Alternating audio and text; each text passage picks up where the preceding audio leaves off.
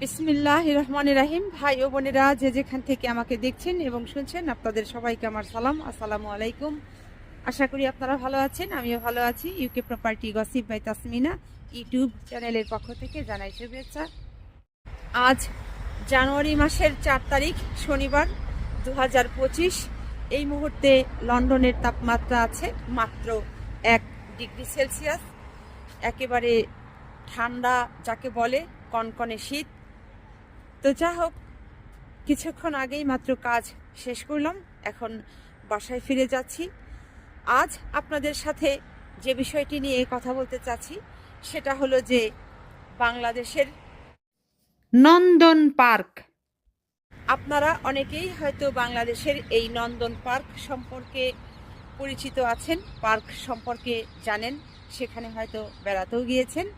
তো সেই পার্ক নিয়েই আজ কথা বলবো। প্রথমেই বলে রাখছি যে বাংলাদেশে যতগুলো বড় বড় শিল্প প্রতিষ্ঠান আছে, ব্যবসা প্রতিষ্ঠান আছে, এর মাঝে একটি অত্যন্ত সাধারণ মানুষের কাছে জনপ্রিয় একটি গুরুত্বপূর্ণ শিল্প প্রতিষ্ঠান হচ্ছে এই নন্দন পার্ক। বাংলাদেশের 18 কোটি মানুষের আনন্দ স্বপ্ন হচ্ছে এই নন্দন পার্ক। এখানে তারা বিভিন্ন সময়ে যান, বিনোদন করেন, আনন্দ করেন, উপভোগ করেন, পরিবার নিয়ে সুন্দর মুহূর্ত সময় তারা কাটাতে পারেন। কাজেই বলা চলে এই নন্দন পার্ক বাংলাদেশের মানুষের একটি ভালোবাসার পার্ক।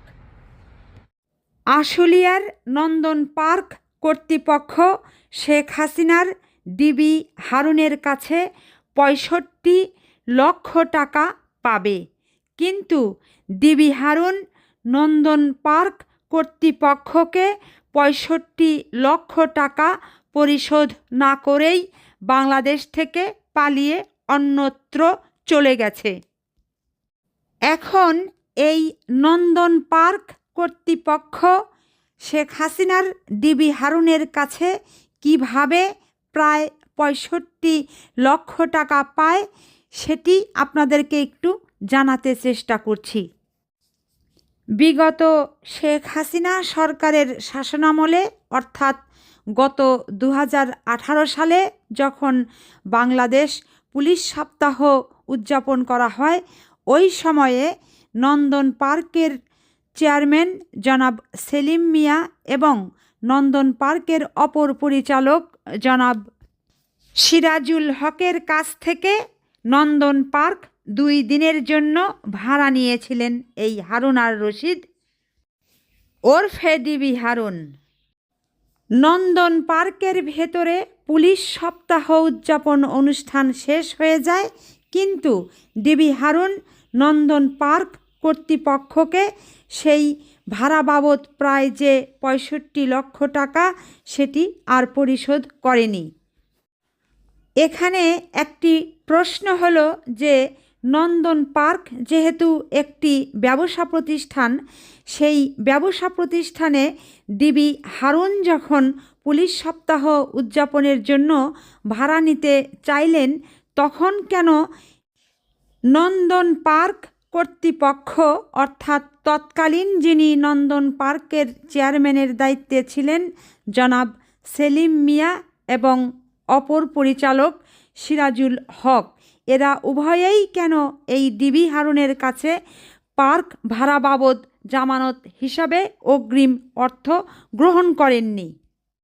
পরবর্তীতে ডিবি হারুনের নন্দন পার্ক কর্তৃপক্ষকে নন্দন পার্ক ভাড়া বাবদ অর্থ পরিশোধ না করার বিষয়টি বোর্ড মিটিংয়ে ওঠে।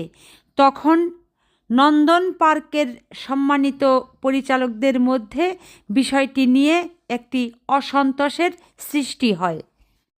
নন্দন পার্কের অপর পরিচালকগণ তারা মনে করেন যে নন্দন পার্কের পরিচালক জনাব সিরাজুল হক সাহেব যেহেতু বাংলাদেশের সিলেটের সুনামগঞ্জের আওয়ামী লীগের একজন প্রভাবশালী নেতা এবং ওই সময়ের নন্দন পার্কের চেয়ারম্যান জনাব সেলিম মিয়া, এদের উভয়ের সাথে আওয়ামী লীগের শীর্ষস্থানীয় মন্ত্রী এমপিদের সাথে চলাফেরা ছিল, উঠা বসা ছিল, যে কারণেই এই দুজন মিলে এই ডিবি হারুনকে ভাড়ার টাকা না নিয়েই তাদেরকে পুলিশ সপ্তাহ উদযাপন করতে দিয়েছিল।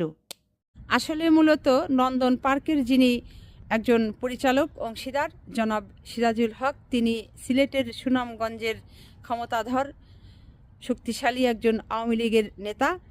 তিনি আওয়ামী লীগের নেতা বলেই বিগত আওয়ামী সরকারের সকল মন্ত্রী পর্যায়ের লোকজনের সাথে তার উঠা বসা ছিল এবং এই ডিবি হারুনের সাথেও তার ভালো সুসম্পর্ক ছিল, যেটির কারণেই এই ডিবি হারুন পুলিশ সপ্তাহ করার জন্য এই নন্দন পার্কের ভেতরে আমন্ত্রিত হয়েছিলেন এবং বিনা পয়সায় তাকে এটি পুলিশ সপ্তাহ পালন করতে দেওয়া হয়েছে। পরবর্তীতে যখন বর্তমানে নন্দন পার্কের যিনি চেয়ারম্যানের দায়িত্ব পালন করছেন জনাব বেলাল হক, তিনি পার্কের সেই ভাড়ার বকেয়া টাকা চাইতে গেলে ডিবি হারুন তাকে অনেক ধরনের প্রাণনাশের হুমকি দেয়। এক পর্যায়ে বর্তমান চেয়ারম্যান জনাব বেলাল হক সাহেব তিনি বিষয়টি যারা এই বকেয়াটি করেছে অর্থাৎ প্রাক্তন চেয়ারম্যান জনাব সেলিম মিয়া এবং অপর পরিচালক সিরাজুল হক, এই দুজনকে বিষয়টি অবগত করেন। এরই মাঝে দীর্ঘ সময় অতিবাহিত হয়ে যায়। দীর্ঘ সময় অতিবাহিত হবার পর গত 5 আগস্ট 2024 শেখ হাসিনা ক্ষমতা ছেড়ে যখন বাংলাদেশ ছেড়ে পালিয়ে যায়, ওই সুযোগে ডিবি হারুনও গা ঢাকা দেয় এবং বাংলাদেশ ছেড়ে পালিয়ে এসে চলে যায়।